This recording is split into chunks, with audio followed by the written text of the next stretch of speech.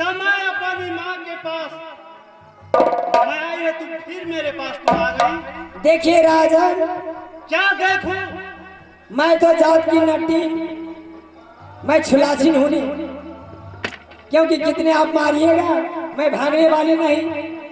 क्या मैं शंका हूँ से तुम्हारी मैं मारेगा? तो ठीक है, आपसे मैं कुछ नहीं कहूंगी, आप जाकर अपने बंगले पर बैठिए, मैं आराम से चली जाऊंगी। तुम कहने क्या चाहते हो? सुनिए, मेरी प्रतिज्ञा है, मैं जात को केशिया नट्टी हूँ, जो कोई मुझे मंचित भैंसा को ना देंगे मैं उसी को साथ शादी करूंगी। लेकिन आप मेरी प्रतिज्ञा नहीं सुनकर आप मेरी मंजिल को ना था, इसलिए मैं कहती हूँ कि आप मुझसे शादी कीजिए। हाँ, क्या तुम पहले क्यों नहीं बोली? ये मेरा यह सर था, जो पारा का न थे मुझसे शादी करेगा। शादी करना ठीक, बड़े घर के तुम क्या नहीं बनना चाहती हो? हाय हाय हाय हाय हाय, यह मोहनी सूरत जो है मुझे हृदय में साल रही है। ये राजन, अगर आप मुझे शादी नहीं कीजिएगा ना तो मुझे ना परवाह, मैं चले जाऊंगी।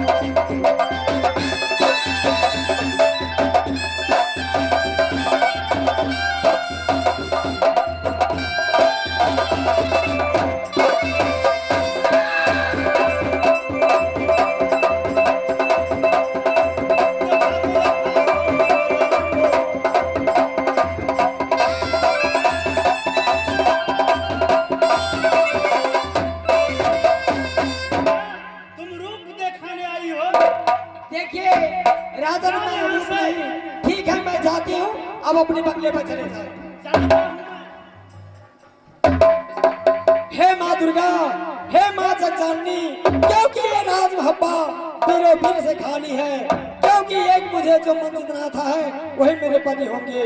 क्योंकि सजादो जहर की लाल की समय जादो हजार की मको के सुगा हम बना कर ये जागी के पलंग पमाचा।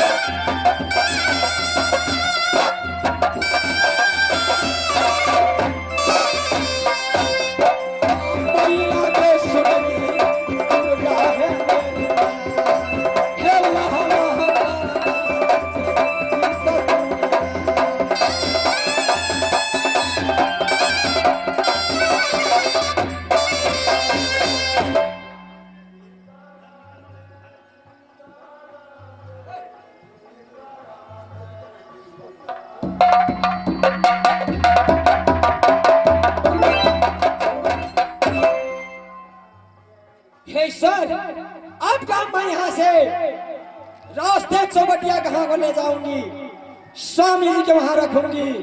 लास्ट में मैं रात की 12 बजे मनुष्य की तन बनाऊंगी, रात में सुगा बनाओ, 3 कमरे पिंजरा में रखूंगी, इसके बाद अपनी स्वामी साथ में मजा उड़ाऊंगी। लेकिन एक मिलन चौकीदार है कि हानि हानि जादो है मारूंगी, ये जादो से नोट